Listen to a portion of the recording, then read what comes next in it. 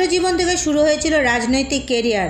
শারীরিক অসুস্থতার কারণে বেশ কয়েক বছর আগেই রাজনীতি থেকে অবসর নিয়েছিলেন তিনি। তবে প্রত্যক্ষভাবে না হলেও নিয়মিত রাজ্য রাজনীতির খবর রাখতেন। বেশ কয়েক বছর ধরে ফুসফুসের সংক্রমণে ভুগছিলেন বুদ্ধদেব বাবু। অবস্থার অবনতি হওয়ায় ভর্তি হতে হয় হাসপাতালেও। তবে প্রতিবারই মৃত্যুর সঙ্গে পাঞ্জা লড়েছেন তিনি। রাজ্যবাসীর মুখে হাসি ফুটিয়ে বাড়ি ফিরে এসেছেন তিনি, কিন্তু এবার আর ঘরে ফেরা হলো না। আজ সকালে শেষ নিঃশ্বাস ত্যাগ করলেন রাজ্যের প্রাক্তন মুখ্যমন্ত্রী। বুদ্ধদেব ভট্টাচার্যের জন্ম হয় উত্তর কলকাতায় 1944 সালের 1 মার্চ। তিনি ছিলেন কবি সুকান্ত ভট্টাচার্যর ভাইপো। 1961 সালে কলকাতার শৈলেন্দ্র সরকার বিদ্যালয় থেকে উচ্চ মাধ্যমিক উত্তীর্ণ হন বুদ্ধদেব বাবু। স্কুল জীবনেই যোগ দেন এনসিসিতে। কলেজ জীবনে ছিলেন নৌ শাখার এনসিসি ক্যাডেট। 1964-তে প্রেসিডেন্সি কলেজ থেকে বাংলায় স্নাতক হন। কলেজ জীবনে যোগ দেন রাজনীতিতে। তিনি ছিলেন সিপিআইএমের পশ্চিমবঙ্গ রাজ্য কমিটির সম্পাদক মণ্ডলীর সদস্য, সিপিআইএমের কেন্দ্রীয় কমিটির সদস্য এবং সিপিআইএম পলিট ব্যুরোর সদস্য। 1977 সাল থেকে 1982 সাল পর্যন্ত জ্যোতি বসু সরকারের মন্ত্রিসভায় সামলেছেন তথ্য ও জনসংযোগ দপ্তরের দায়িত্ব। এই বিভাগই পরে তথ্য ও সংস্কৃতি দপ্তর নামে পরিচিত হয়। 1987 থেকে 1996 সাল পর্যন্ত ছিলেন তথ্য ও সংস্কৃতি মন্ত্রী। সামলেছেন স্বরাষ্ট্র ও তথ্য প্রযুক্তি দপ্তরের দায়িত্ব। 1999 সালে হন উপমুখ্যমন্ত্রী। 3 দফায় 10 বছর 188 দিন মুখ্যমন্ত্রীর চেয়ারে বসেছেন বুদ্ধদেব ভট্টাচার্য। প্রথমবার রাজ্যের মুখ্যমন্ত্রীর চেয়ারে বসেন 2000 সালের 6 নভেম্বর। ত্রয়োদশ বিধানসভা নির্বাচনে জয়ী হয়ে ফের মুখ্যমন্ত্রী হিসেবে শপথ নেন 18 মে 2001-এ। 18 মে 2006-এর চতুর্থদশ বিধানসভার সাধারণ নির্বাচনে জয়ী হয়ে ফের মুখ্যমন্ত্রীর চেয়ারে বসেন বুদ্ধদেব বাবু। 19 মে 2011-য় পঞ্চদশ বিধানসভার নির্বাচনে পরাজিত হন বুদ্ধদেব ভট্টাচার্য। রাজ্যের 34 বছরের বাম শাসনের অবসান হয়। রাজ্যের প্রাক্তন মুখ্যমন্ত্রী বুদ্ধদেব ভট্টাচার্যের অবসান হয়েছে। তার মরদেহ বাড়িতেই আছে।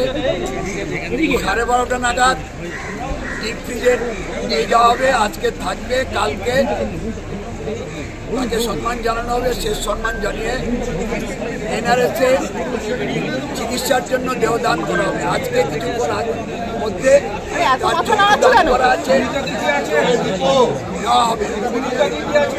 স্বাভাবিকভাবেই এই সময়ে আমাদের পার্টি, ভারতের কমিউনিস্ট পার্টি, মার্ক্সবাদী আজকে এবং কালকে তার শেষকৃত্য সম্পন্ন হওয়া পর্যন্ত পার্টির পতাকা অর্ধনমিত থাকছে, শোক পালন করা হচ্ছে। এই কর্মসূচি হচ্ছে এখন পর্যন্ত পার্টি ঘোষণা করেছে। এটুকু আপনাদের জানালাম। বিভিন্ন জায়গা থেকে খবর নিচ্ছেন, তাদের কাছে আমাদের বলা আজকে তার দেহ ডিপ ফ্রিজে রাখা হবে। কালকে শেষকৃত্য এবং সম্মান জানাবার জন্য যা যা ব্যবস্থা সব ঘোষণা করা হবে, কালকে সেটা সম্পন্ন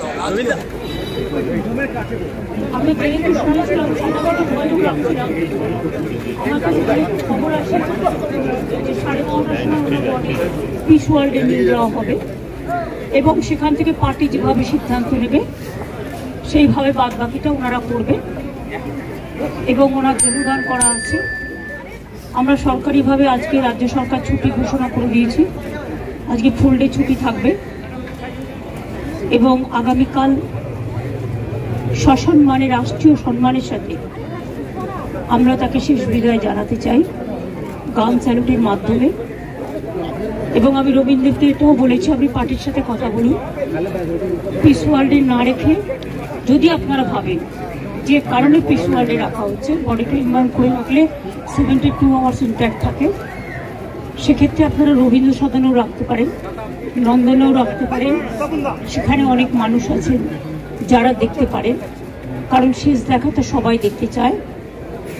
এবং তারপরে দল যা সিদ্ধান্ত নেবে, বিধানসভাতেও নিয়ে যেতে বলেছি। স্পিকার সাহেবও ফোন করেছিলেন ওনাদের। কাজেই উনি দীর্ঘদিন বিধানসভার জনপ্রতিনিধি ছিলেন, মুখ্যমন্ত্রী ছিলেন, লিডার অব দ্য হাউস, এবং তাছাড়াও অনেক ডিপার্টমেন্টের মিনিস্টার ছিলেন দীর্ঘদিন। কাজেই ওনার মৃত্যুটা রাজ্যের পক্ষে একটা বড় লস। ওনার সাথে আমার অনেকবার কথা হয়েছে, দেখা হয়েছে। উনি যতবার হসপিটালে ভর্তি হয়েছেন আমরা দেখতে গেছি এবং সবসময় উনি সুস্থ হয়ে ফিরে এসেছেন, এটা আমাদের কাছে বড় প্রাপ্য ছিল।